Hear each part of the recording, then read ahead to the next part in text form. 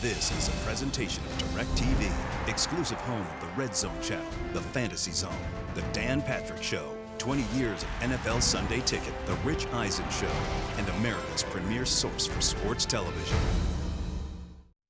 All right, Mike and Bensonhurst, go ahead. Hey, Mike, what do you think of Derek Jeter announcing his retirement? Well, let me put it to you like this. He'll pack his bags for good in September. Zero regrets, a million tears. And we're going to obsess all season till then. You know what? I think it's going to be a long, long time till Cashman fills the hole he left behind. A-Rod's not half the man you ever were. Oh, no, no, no. You're a Capitan. A Capitan. The Yanks' hearts are going to be dark without you and Mo. Yeah. And I think it's going to be a long, long time. And I think it's going to be a long, long time.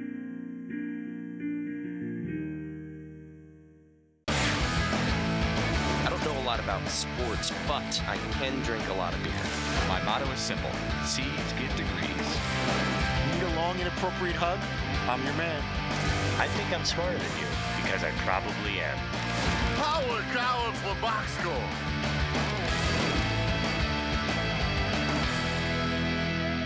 Hello and welcome to the Box Score. I'm Brock in Los Angeles. They are the Danettes out in Milford, Connecticut. Huge news in the man cave today. You guys came to the realization that Derek Jeter's last home game will be this Thursday. You guys will be in New York. Seton, let me ask you, why do you not feel that DP is going to come through with tickets in this situation? Well, it's not that DP can't come through with tickets. I'm sure he could have if we planned this out a little better. By now, I'm sure it is too late. But I'm sure a few months ago, he could have gotten tickets. I think this is just one of Dan's fun bits where it's just like, hey, how about I dangle out some Yankees home game tickets here in Jeter's final homestand? Oh, you don't want to go then? Oh, okay, you don't think I'm going to go? Oh, then I'll just get one of the other guys to go then. No, no, no, if you don't want to go, then don't worry about it. Yeah, Brock, this is pretty mean-spirited. Even for me, I love reveling in the misery of others' misfortunes, but that's usually after the fact. This is more like a tease, and you know what, though? I don't like it. This is actually like primetime Dan Patrick. This is when he's really at his best, really when he's his most cruel. Yeah, but you know what, though? Let's be honest here. We haven't gotten a lot of Yankee updates from that from the front row this year.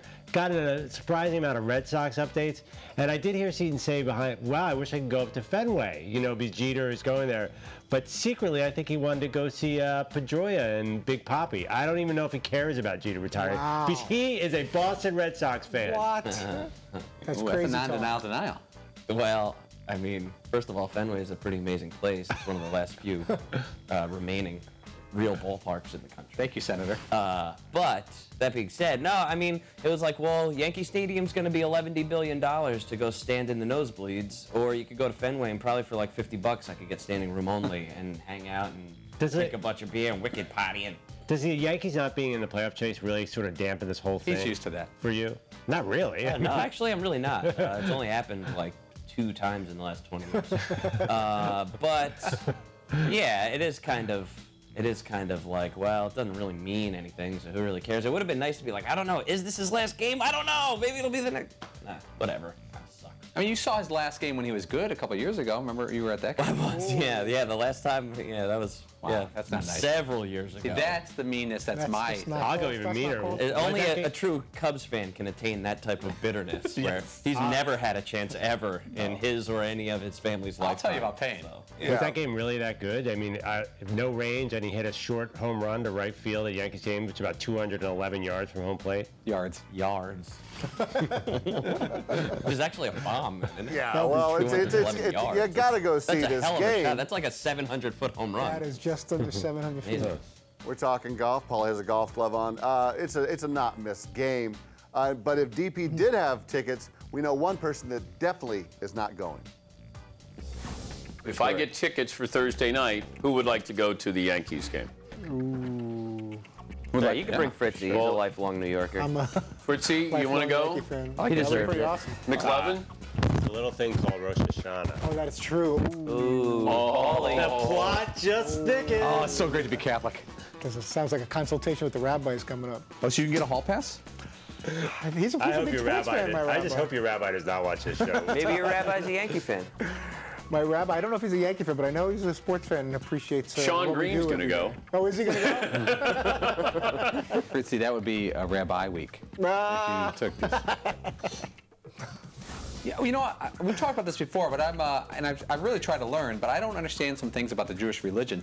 It seems like there's some hard rules about attending certain things at certain times of year and certain holidays. But then Fritzy says, if it was this, I could get out of it. And so I don't understand how hard these rules are.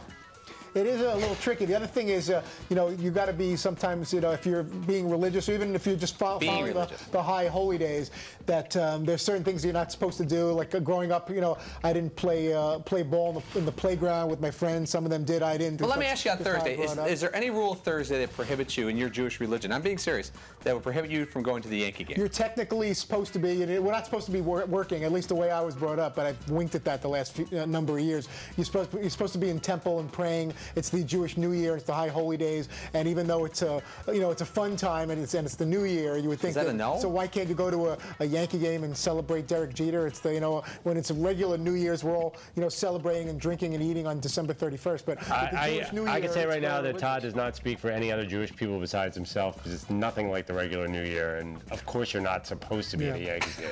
Front Row's got this all wrong, and so does Dan. You guys should not be questioning how we behave around the Jewish holidays. You should be glomming onto it, because we'll take any Christian holiday to get out of here. Sure. I'll take any holiday to get out of here. Believe me, we've been waiting for years for you to pitch our bosses for a day off around a Jewish holiday. I'm ready to forward that email in full support. Will you light candles? Will you drink the wine? Menorah the better. I'm in. Get me in there. You guys do not question. Just jump on this bandwagon. Great. We'll all get some time.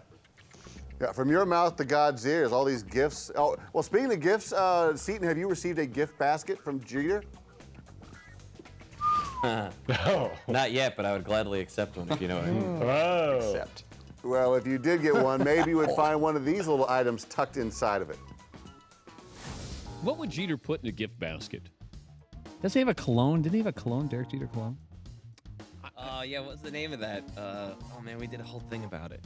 It was like Derek Jeter's musky smell or something like that, or? Yes. Yeah, I remember saying that he couldn't call Pinstripes? he couldn't call it number 2. That would be definitely not the way. Driven by Derek Jeter. Oh yeah. Number 2. Yeah. You want to smell like number 2? Ooh, I'd rather not. Oh, what's that bewitching scent you're wearing? Yeah. Oh, it's number 2. It's number 2. Do you have number 1? Oh man, whatever. So we're all 13 years old still. Who cares, all right? No. And smelling like number 2 is so fun. Fantastic callback. I don't know. I think we need to maybe mature it up a little bit. Not grow really. up. Maybe slightly. Number 2 jokes. Yeah, you smell like number 2. All right, it's pretty different. We could not resist. We had to bring that back. Well, McLovin, maybe you can bring us to a mature level on this. If there was a cologne named after you, what would it be called? Something. I want to do something intellectual, something cerebral. How about SAT? I'm going to call mine SAT. Yours should be called. If you want to get a high math score, You can smell like calculus. Yeah. Calculus, yes. Pocket protector. Calculus. Oh man. A plus B equals love. You smell like. Mine, I would actually. Sometimes I don't know what autumn smells like, but I would try to combine that. Yeah, sort of like damp leaves. Yeah, sure, maybe burning leaves. A little bit of leather, a hint of leather in there. Musky smell of leather. Exhaust from some type of vintage vehicle. With wood on the sides, yeah, all that mixed together in autumn. Maybe it's called exhaust. I think mine might be called Trouble with the Perv. I don't know. I'm sure mine will Sort of like a smell peppery some type spray of smell. whining baby. Yours just smell like a head shop. Yeah, mine's like a mix of patchouli and Hangover by Seton. yeah, alcohol. Put it on the next morning. Desperation. It smells like Gatorade and Advil. Stalker by Fritzy. Yeah. I think I would go with something French, maybe au jus, made from beef. Very beefy. Makes you want to take your clothes off? Well, how about this? How about we see how the guys react with their pants off and their units twisted?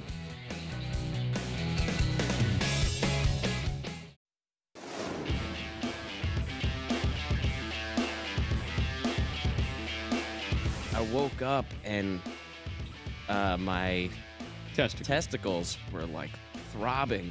I was like, Dad, they hurt really bad. Oh, and I'm like crying, Dad, they hurt so bad.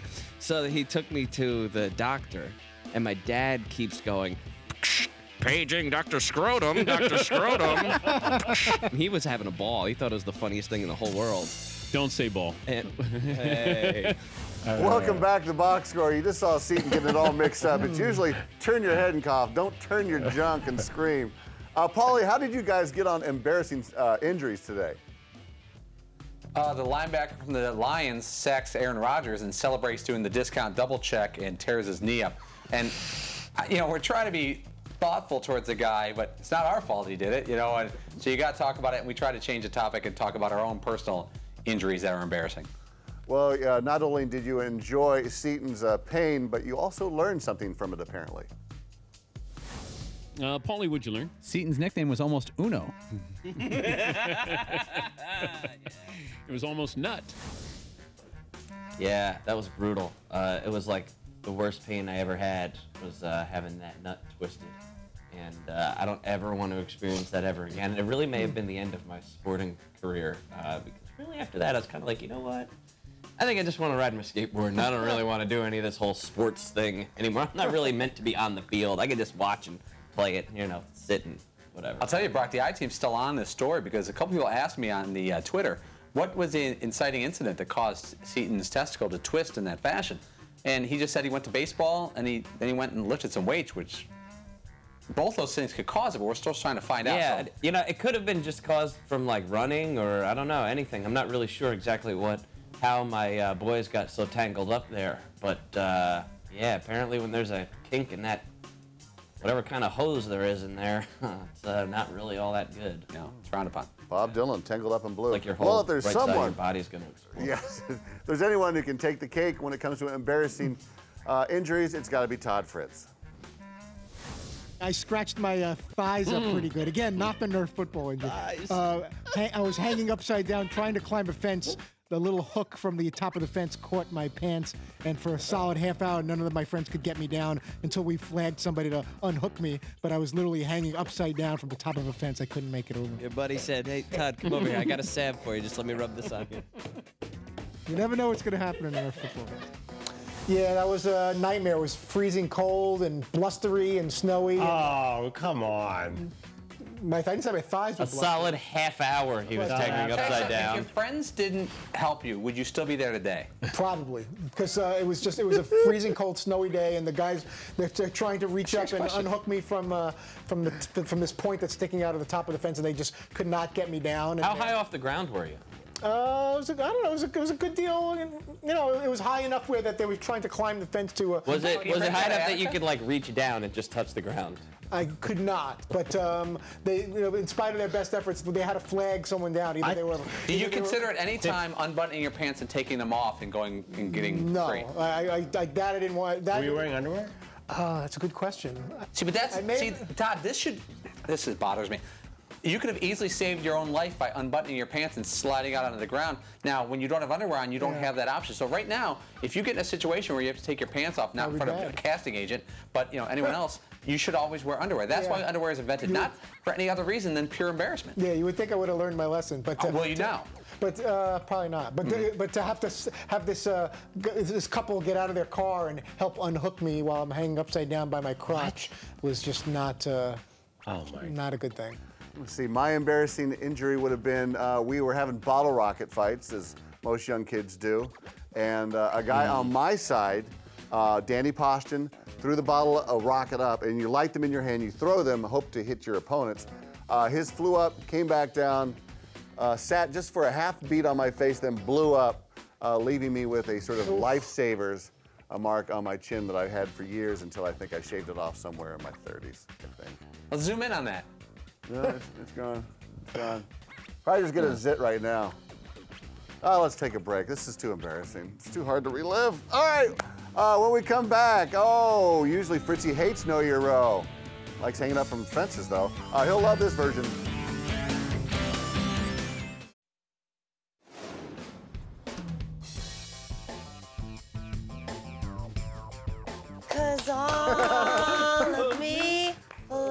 goodness. All of you. This could be the greatest day of my life. Love your curves and all your edges, all your perfect imperfections.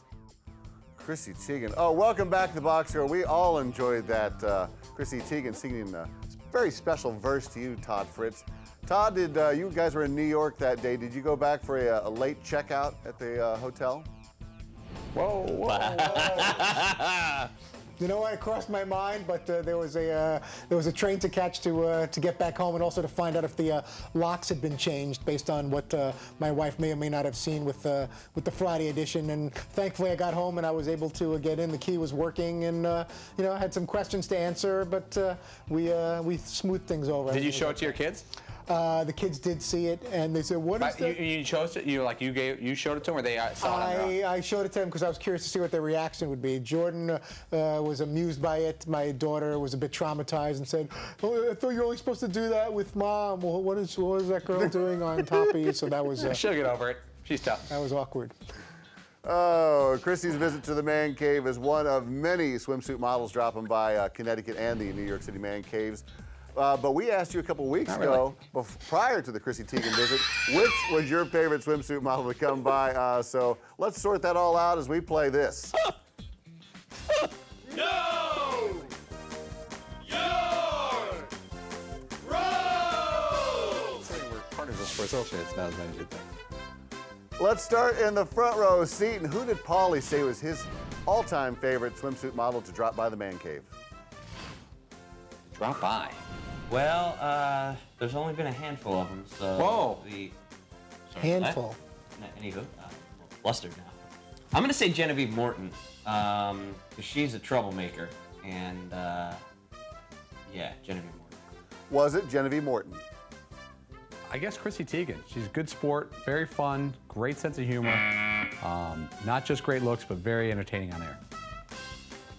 You know, in retrospect, I was this close to going Genevieve Morton. I thought about it for a second when Nick, the cameraman, asked me that question. But Chrissy Teigen brings food, and now they're both just stunningly hot. Let's not kid anybody. Right. But when someone also brings food, I got to give the nod to her. Genevieve, I'm sure you could cook, but Chrissy did. If she was ever invited back for a second appearance, Genevieve. If Genevieve Morton brought a shoulder of barbecue with her under her arm, my God, I couldn't imagine where her stock would be. Ribs or something. Sure. Walk off. Next up is the back row. Fritzy, which model did McLovin say was his favorite? I'm going to say... Marcus Schenkenberg. Was it Marcus Schenkenberg? I don't see how we wouldn't pick Chrissy Teigen there. I just, she's just, you know, the combination of looks and personality. Gotta go Teigen. Still trying. Was it Lorenzo Lamas? Oh, you said Chrissy Teigen? Yes. Oh, okay. Was it? Oh, my favorite supermodel ever. It's a tie, Chrissy Teigen and Brooklyn Decker, and I will not choose between the two because I love them both like sisters. That's the correct answer. Half a point. Not bad. It's closer than you usually are. At least you're in the right. At least you named a model. Yeah, usually I'm very surprised off. you did say like Elle Macpherson. But no, I mean it's tough because Dan claims credit for discovering Brooklyn Decker. I really discovered Brooklyn Decker and Chrissy Teigen as well. Fritzy, quickly, what was McLovin's first car? Was a Honda Accord. Very good. Quickly. Back to the front row. Paulie, which supermodel did Seaton say was his favorite? This is really tough. Almost as tough as when... I know he likes Chrissy Teigen a lot. A lot. They're friends, they know each other, they chit-chat, they have a good relationship. But he also likes a troublemaker. I'm going to go old school Seaton, which would just Genevieve Morton, hands down. Was it Genevieve Morton, hands down? Hello. Chrissy Teigen, obviously. Duh. I actually think it's insulting to say that put Chrissy in the thing of what model did you like, because she's probably the best in-studio guest we have. She's the best, hands down, not even close. She's the best. Jim Parsons? I'd say Chrissy Teigen. Whoa! Jim's a handsome man, but Chrissy... Yeah, he's awesome, but Chrissy brings it, dude. Brings it. It's been Broughton, and of course, save the best for last, McLovin. Which model visit was Fritzy's favorite? And this was asked prior, let me say, to the Chrissy Teigen visit. know the answer. Whoa, I am definitely going to say Brooklyn Decker because she took the ALS bucket challenge from Fritzy. Can we steal? Brooklyn Decker. There are no steals, but go ahead and guess if you would like. The front row is going to say Hannah Davis. Okay, was it Hannah Davis or the whoever the hell McLovin just said? I'm gonna have to go Chrissy Teigen. Nothing against Kate Upton or Brooklyn Decker or Catherine Webb and some of the others that joined us in New York. But Chrissy is she's just a lot of fun, bubbly and great personality, and I love Chrissy. Hannah was a great. She was definitely across my mind, so that was a great steal possibility by the guys. That was coming at a close second. So I just thought she was, even though personality. She was a close second, even though you mentioned 5 other models in that answer, and none of them were Hannah Davis. But she was a close second. She was right there. No, because now that they mentioned it, I just remember. She was a close ninth. I remember that there was something really striking. Nobody even remembered that you really were battling about who you were going to choose, but then you didn't mention her. Did not mention her. Catherine Webb. Classic. I don't know how I left Hannah. How does Kate Upton not even get like? That would have been a really good choice But too. Brock, this is an interesting topic here because people always say that guys are only into looks, but this proves because they're all beautiful women. Let's not kid each other. But Chrissy Teigen's personality, I think we're almost answering as producers because, like Seton said, when she comes on air, she makes an incident, and I mean that in a good way. And the other ones who have come on air have been good. I would say Genevieve Morton was probably second best on air. And it's also interesting to point out that you said that they need to bring food to rank higher in your eyes. So next time Hannah Davis comes by, bring a sub sandwich or something for these guys because they're hungry. Stay with us. After this, a very big day for DP tomorrow and a potentially big booking for Fritzy.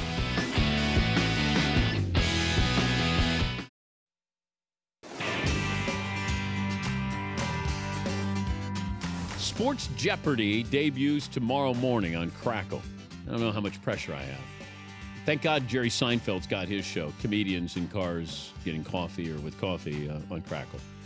And Bryan Cranston's got something on Crackle. Jeremy Renner's got something. Emmanuel Shrieky. Say yes to Crackle. Welcome back to the Box Score. Big day for the boss tomorrow, the debut of Sports Jeopardy. McLovin and a part winner of Know Your Row. I forgot to mention that last segment. What are you going to be looking for when you tune in? Well, we got a sneak peek today, and it was awesome. I'm going to be playing along with all the contestants and, like, the whole time judging myself against them and how I would do. It looked pretty. It didn't look too hard. I mean, I think I got the Buffalo Wild Wings question. Well, I was actually surprised. I knew a few of those answers, and I know nothing about sports. I agree. I was like, wow, I could probably do all right at this. I found it pretty easy, but I guess it must be speed because I assume all 3 of those guys on the I know a lot about speed on the dais, and I think it's just who can read the question fast. I think you have to read the question faster than the host says it because I was reading ahead and past where Dan was saying it, and you can come up with it. Well, Dan wants you to say yes to Crackle. He also wants one of the women of Crackle to say yes to him. I would hope that Emmanuel Shrieky would reach out to me to say good luck tomorrow, Dan. Fritzy, did you reach out to Emmanuel Shrieky? Absolutely. Did you ask her to call to say good luck? That I didn't do. I did one better. I asked her to join us in the New York City Man Cave as soon as possible, and I think she's having some scheduling conflicts, but we want to have her in person. Wait. What could be the scheduling? I can't imagine anything. How about this? When she's in New York, I'll be in New York. That's fair. Weekends, Sundays, nights, whatever it takes. I'll blow off Football Night in America for Emmanuel Shrieky. I believe he would do that. I don't know how the NBC executives would feel about him blowing off Football Night in America for an interview with Shrieky, but he's made it very clear that she's a top priority in-studio guest. So we're going guns blazing to try to make sure that happens as soon as possible and make his day. He made my day Friday with Chrissy Teigen. The least I can do is try to return the favor and do everything I can, as we all can. I gotta tell you, I'm starting to get a little upset here. We've been trying to book Emmanuel Shrieky for about 2 years now, while she's a successful actress. Come on, I mean, Entourage 2, we're gonna wait for that to get you in studio. Dan's obviously a fan of your work. Let's we're not that far from New York City. Let's make it happen. I think we give her until the end of the football season, and then she's no longer on our guest list. Wow, you know what? That might be a great idea. Let's just take her off and say, you know what? Forget it. We don't want you to come. We don't beg. We don't beg for guests. We don't want you in studio. We don't want you on the show. Don't worry about it. And we Forget do it. want her. Moving on. And we're not trying to be rude, but we should tell her and her people that she has until end of Super Bowl week to join the show, or she's off the guest list. Right. The hammer. Oh. Yeah, I brought the hammer. I brought the hammer. That's no way to behave around Rosh Hashanah. Fritzy, who's on tomorrow? BYU quarterback Taysom Hill's going to join us, and Joe Paterno's son, Jay Paterno, has a new book out talking about his dad's legacy at Penn State. Very interesting. Thank you, guys, and thank you for watching The Box Score. Set your DVR or tune in weekdays at 3 p.m. Eastern, only on Audience Channel 239, right here on DirecTV, or catch it on the podcast, available on iTunes or at podcast1.com. I'm going to eat you. I don't know a lot about sports, but I can drink a lot of beer. My motto is simple. C's get degrees. Need a long, inappropriate hug? I'm your man.